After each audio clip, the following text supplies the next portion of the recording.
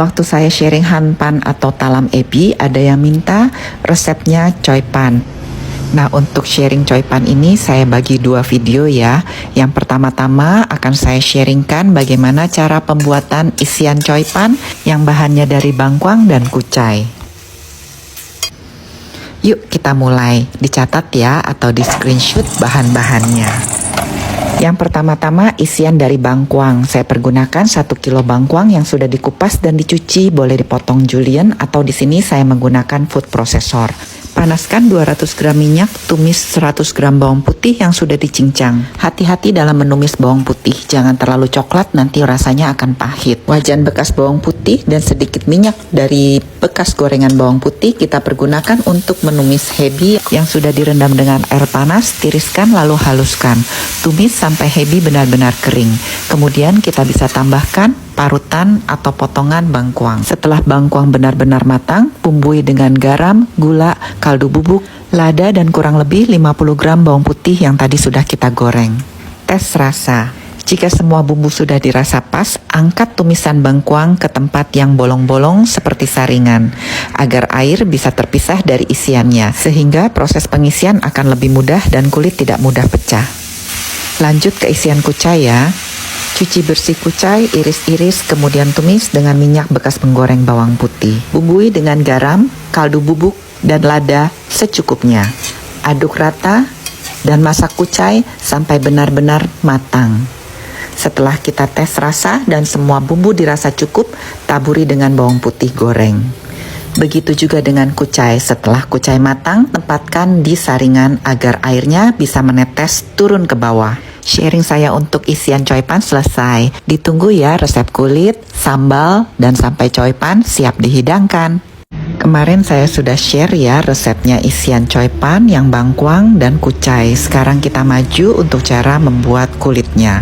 Pertama-tama 400 gram beras yang sudah saya rendam semalaman saya timbang dan saya dapat 500 gram. Artinya saya butuh 500 gram juga airnya. Kemudian bisa kita mulai menghaluskan beras. Blender seluruh beras yang sudah kita tiriskan dengan sedikit-sedikit air ya. Jangan langsung mempergunakan semua air untuk memblender beras. Kemudian saring sampai semua beras lolos dari saringan.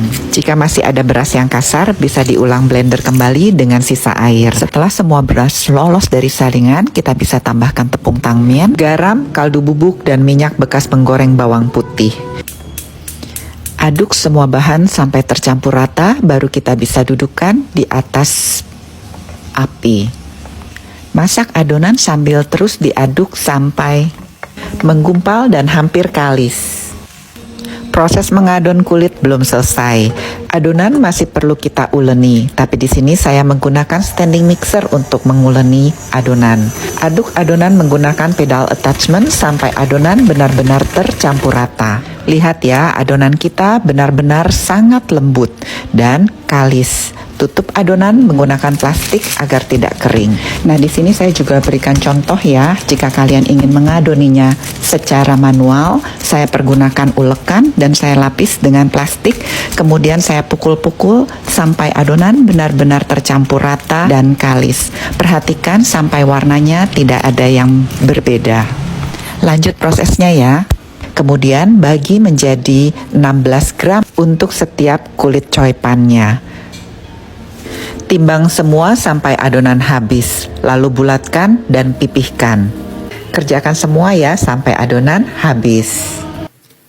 Di sini saya menggunakan alat bantu 2 buah plastik setengah dengan tutup kontainer yang berdiameter 10 cm untuk mencetak kulit choy pan, sehingga kita tidak perlu menggunakan terlalu banyak tepung yang akan mengakibatkan kulit choy pan keras. Jika setelah dicetak permukaannya masih kurang rata, bisa kita ratakan dengan menggunakan rolling pin yang kecil.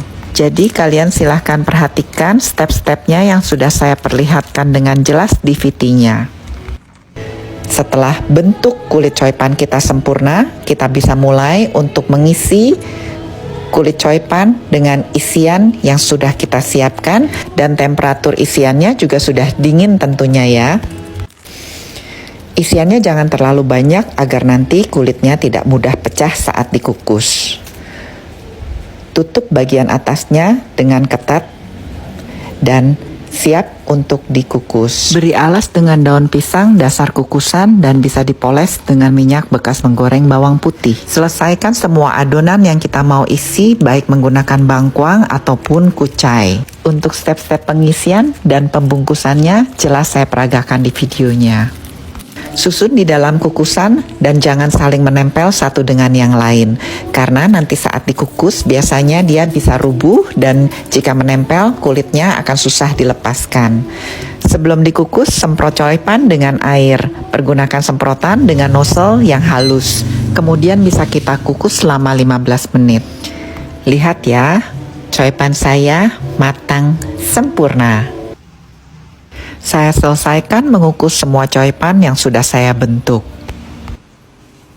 Kemudian, sebelum kita sajikan, bisa kita beri polesan minyak bawang putih.